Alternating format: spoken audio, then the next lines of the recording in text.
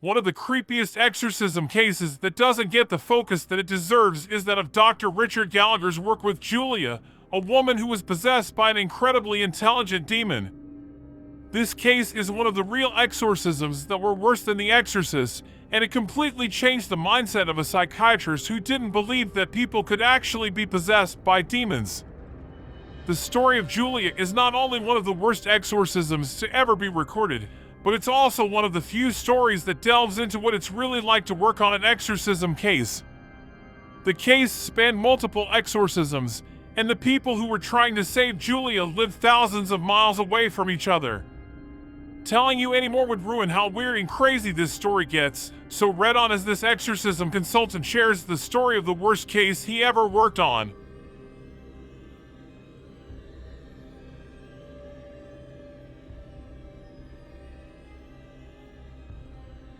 Gallagher was brought in to meet Julia, a woman who dressed in flowing black robes and put on black eyeshadow that went back to her temples. She referred to herself as the high priestess of a satanic cult, which made Gallagher immediately skeptical of her claims. His skepticism began to fade when he met Julia, and she immediately began to point out the secret weaknesses of everyone in the room. After that, she began to guess the way that people whom she'd never met had died.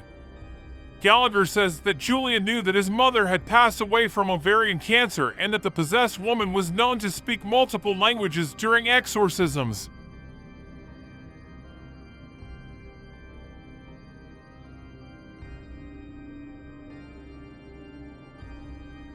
One of the major criticisms lobbed at Dr. Gallagher's relationship with Julia is his insistence that she wasn't simply dealing with a major mental episode. He claims that it was much more likely that she was possessed by a demonic entity than it was that she was dealing with a psychotic episode, as Julia's trances were much more intense than a simple disassociation.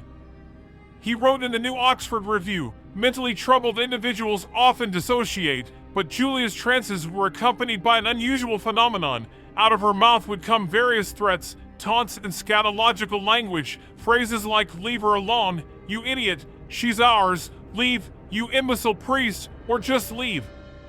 Gallagher continues, saying that Julia made sure to be as sacrilegious during her trances.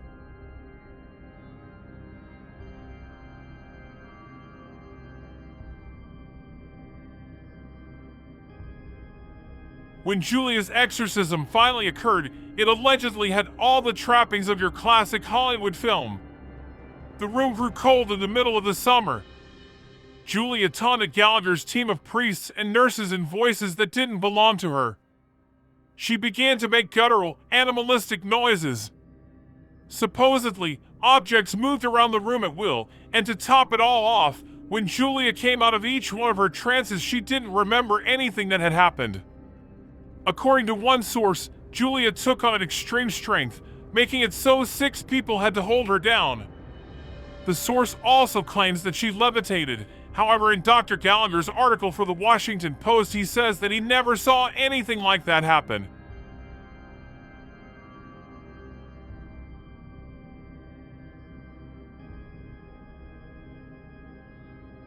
Before Dr. Gallagher's first meeting with Julia, he experienced an incredibly strange evening that would be a precursor for what followed. Gallagher claimed, "The night before I first saw her, our cats went wild in the middle of the night. When I met her the next day, she asked me, 'Dr. Gallagher, how did you like those cats?' That's not the most auspicious beginning for a relationship, but it seems par for the course when you're dealing with demons." Gallagher continued, "I told her if she was ever involved in doing anything like that again, I would refuse to assess her for her exorcist." That wasn't the only time that Julia messed with Dr. Gallagher's head from thousands of miles away. He claims that one day when he was on the phone with Julia's exorcist, they suddenly heard her voice coming through the receiver. Gallagher says that she was screaming at the priest in a demonic voice.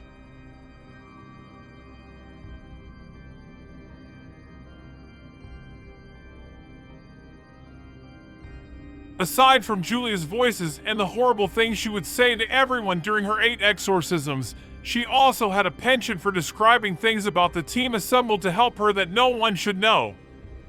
During Julia's trances, she would display psychic abilities that absolutely freaked everyone out.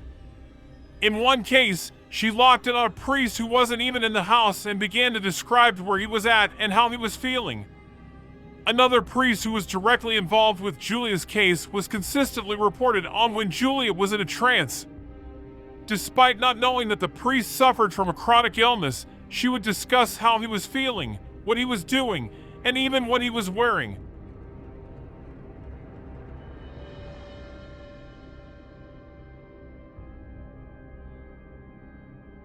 Every case of demonic possession is different. Some demons are lower creatures who are simply lashing out at the corporeal world, while others are incredibly crafty creatures who want nothing more than to cause chaos. The demon inhabiting Julia was definitely an intelligent being that seemed hell-bent on destroying the faith of every member of the exorcism team. Proving the demon's intelligence, it allegedly knew when the priests were trying to trick it by throwing regular water at her and would only react to genuine holy water. She was also able to reveal the facts about the past of the attendees and provide a family history of everyone in the room.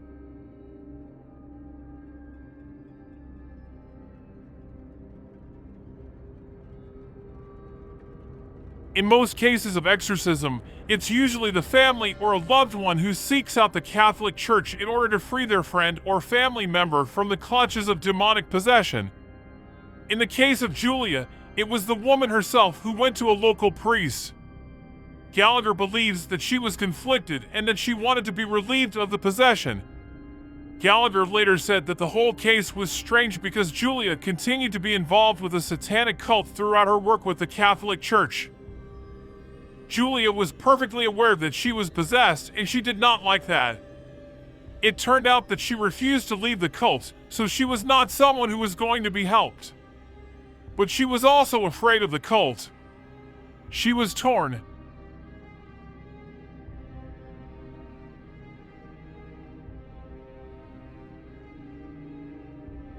Dr. Gallagher is open about how most of the patients he sees who may be possessed by a demon are dealing with a psychotic episode.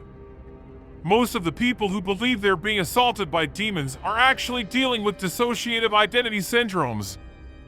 Priests call this pseudopossession, but make no mistake, that's a mental disorder. According to Dr. Gallagher, real possessions have telltale signs that are incredibly hard to fake, things like levitation and having what he calls uncommon knowledge.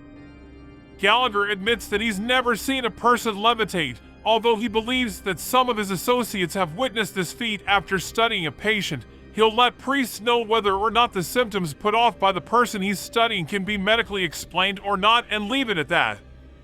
However, in the case of Julia, things weren't so cut and dried.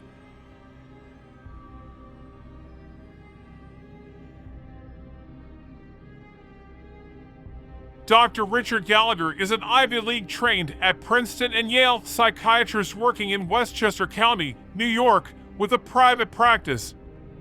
In an article in the Washington Post, he describes himself as a practicing Catholic and an admitted skeptic who doesn't believe in hocus pocus. He believes this is why he was brought onto Julia's case. According to Gallagher, everyone involved didn't want this case to be about demonic possession, but they couldn't help it. Gallagher said, "The priest who had asked for my opinion of this bizarre case was the most experienced exorcist in the country at the time, an erudite and sensible man. Could it be that they were all having this faith tested by this alleged demon?"